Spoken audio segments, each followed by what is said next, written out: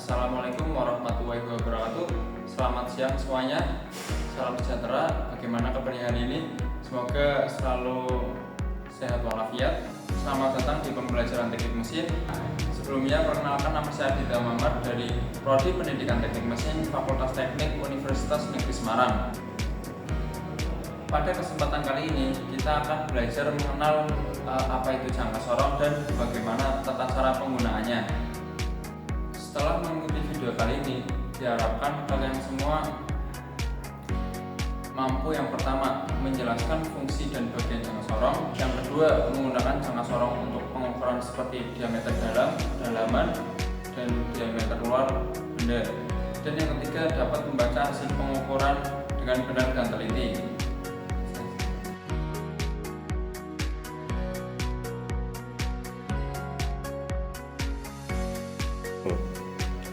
Baik, selanjutnya kita akan mengenal lebih dekat apa itu jangka sorong. Jadi, jangka sorong alat yang saya pegang ini adalah alat ukur panjang dengan keterangan tinggi, umumnya hingga 2/100 mm atau 0,02 mm. Nah, yang saya pegang dan gunakan ini adalah tingkat ketelitian 0,02 mm.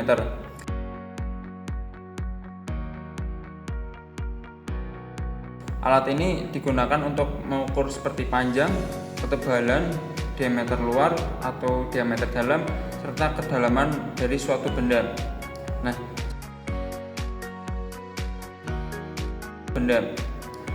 jangka sorong ini banyak digunakan di bengkel teknik, laboratorium, maupun pabrik karena hasil pengukurannya yang sangat akurat dibandingkan dengan penggaris biasanya.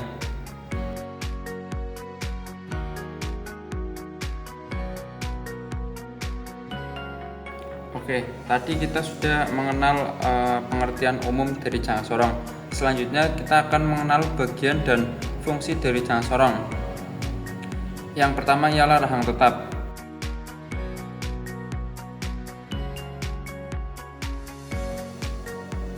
Di sini adalah bagian rahang tetap. Rahang tetap ini adalah rahang yang tidak bergerak dan berfungsi sebagai acuan tetap ketika mengukur benda. Nah, biasanya rahang tetap ini digunakan bersama rahang geser untuk menjepit benda yang diukur. Lalu yang kedua ialah rahang geser.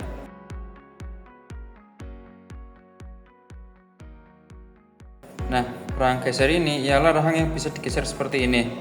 Rahang geser ini dapat digunakan ke depan atau ke belakang untuk menyesuaikan ukuran benda. Fungsinya ialah menahan benda dari sisi yang berlawanan dengan rahang tetap agar bisa diukur dengan presisi. Nah, contohnya seperti ini. Ini ada rahang tetap dan rahang geser. Nah, ini nanti digunakan untuk menjepit benda kerja. Contohnya seperti yang saya gunakan, yaitu seperti ini. Lanjut, yang ketiga ialah skala utama.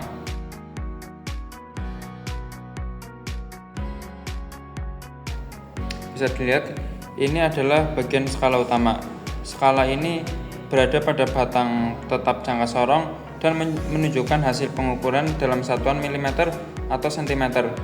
Nilai pada skala utama dibaca terlebih dahulu sebelum menambahkan nilai dari skala nonius. Lalu yang keempat ialah skala nonius.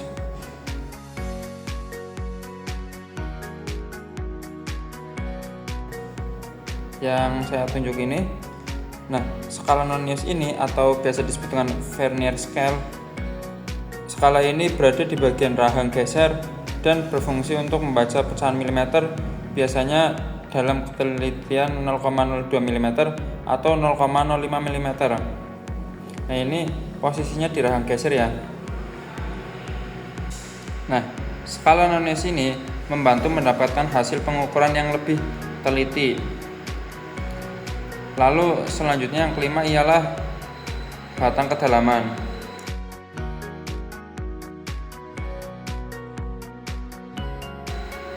Benda yang saya pegang ini adalah batang kedalaman. Batang kedalaman ini terletak di ujung bawah jangka sorong, seperti yang bisa kalian lihat. Letaknya di bawah jangka sorong dan digunakan untuk mengukur kedalaman suatu lubang, celah atau rongga benda. Nah, ini ada benda yang akan kita ukur menggunakan lubang kedalaman. Contohnya ialah seperti ini. Jadi lubang tangkai kedalaman ini dimasukkan ke dalam lubang, lalu dipaskan dengan permukaan benda kerja. Kurang lebih seperti itu untuk penggunaan tangkai kedalaman. Selanjutnya ialah skrup pengunci atau baut pengunci.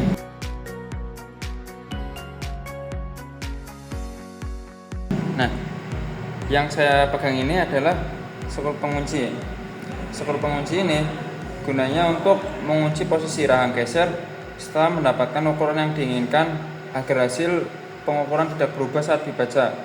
Nah, ketika kita buka seperti ini, lalu kita menguncinya, maka rahang geser tidak dapat digeser kemana-mana.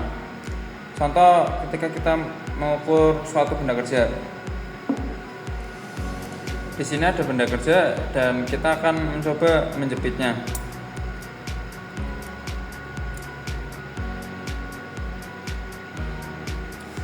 Nah, setelah kita paskan lalu kita jepit, maka benda tersebut akan terjepit dan tidak akan jatuh.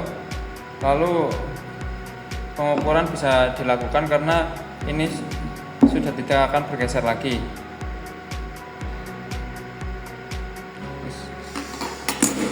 Dengan memahami setiap bagian jangka sorong ini, kalian bisa menggunakan jangka sorong yang benar serta mendapatkan hasil pengukuran yang tepat.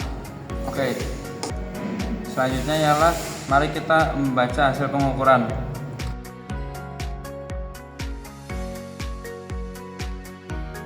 Seperti yang sudah dijelaskan pada langkah penggunaan, pertama-tama kita jepit benda kerjanya, lalu kita kunci menggunakan skrup pengunci agar tidak bergeser. Setelah itu kita bisa melepaskan benda kerjanya, lalu membaca hasil pengukuran dari benda kerja yang kita ukur.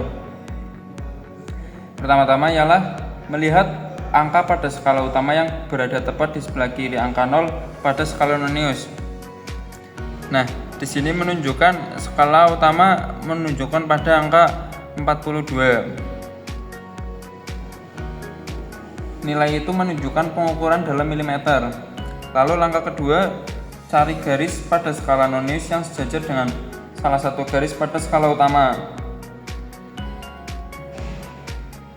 Nilai garis sejajar itu dilakukan dengan 0,02 mm lalu ditambahkan ke hasil skala utama. Nah, di sini menunjukkan skala Nonius yang sejajar dengan skala utama ialah 0,46 mm. Setelah kita membaca hasil tersebut, maka dijumlahkan antara skala utama dengan skala Nonius. Jadi untuk pengukuran benda kerja yang ini tadi, yaitu hasilnya adalah karena skala utamanya yaitu 42 lalu ditambahkan dengan skala Nonius yaitu 0,46 mm, jadi hasil pengukuran dari diameter luar benda kerja ini ialah 42,46 mm.